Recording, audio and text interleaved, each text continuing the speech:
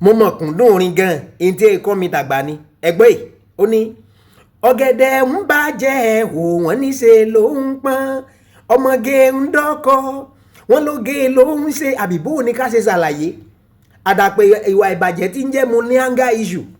bẹ́ẹ̀ nìkan bá lọ dúró gan bóró síwájú mi ní ìsìn tó pé èmi ní anger issue o èmi náà yá wí fún pé èmi ní wardrobe issue o yàlọ́ kánga rẹ̀ wá kiri tí èèyàn aṣọ sínú wardrobe mi dandan bọ́ bá pọ̀ bàjẹ́ èmi náà bá lùmọ̀ èyí ò kí mo bá wá jàre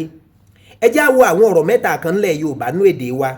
òwe àsámọ̀ àti àkànlò èdè kí láwọn ìyàtọ̀ tí ń bẹ́nu wọn fẹ́yìn àgbààgbà oyè yín àmọ́ fáwọn ọmọdé ẹ jẹ́ sáré yan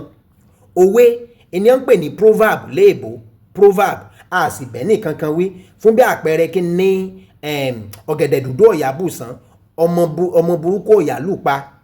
àbí kí n pé bí ewúro bá dùn bí ìwọ ní kọ́rí lẹ́nu òwe làwọn eléyìí ń proverb kí a ní àsámọ̀ léléèbó ń pè ní parable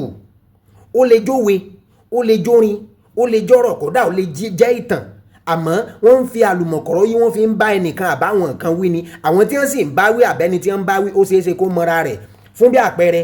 kẹ́nìkan pè mí ní ìsìn kó ní Táíwò wá sí kí n wá lọ bá a kó ní ṣe mo rántí òwe Yorùbá tó ní irun kún aṣọ́ya èròjà wèrè ń pé bọ̀ àmáyá worun orí mi àbẹ́mi ni bàbá ẹ̀ ń bá wí pé kí n lọ gẹrun mi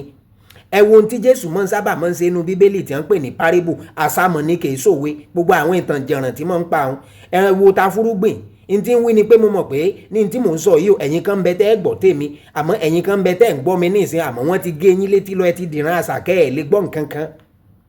kí a ní idioms èyí ò ní àkànlò èdè idioms èbó àpè ní idioms àkànlò èdè ńlọrọ̀ tá a sọ sákálàmù tó jẹ́ pé ìtumọ̀ rẹ̀ jinlẹ̀ jù bá ń lọ fún bí àpẹẹrẹ kí n pé mo ti fìdí káta kì í ṣe pé bí a pé mo ti lọ́ọ́ tìdí bo ata àmọ́ ní tí mò ń wí ni pé mo ti dáràn kí wọ́n pé ẹ̀kẹ́tún gbọ́ kí wọ́n pé òun tọ̀ ti wá ìwọ ẹ̀sìn lọ ó ti kú ní jẹ́ bẹ́ẹ̀ ọlọ́mọdé àwa ìwọ ẹ̀sìn lọ ní ìsìn só ti yé yín àkó àsìkò yìí o.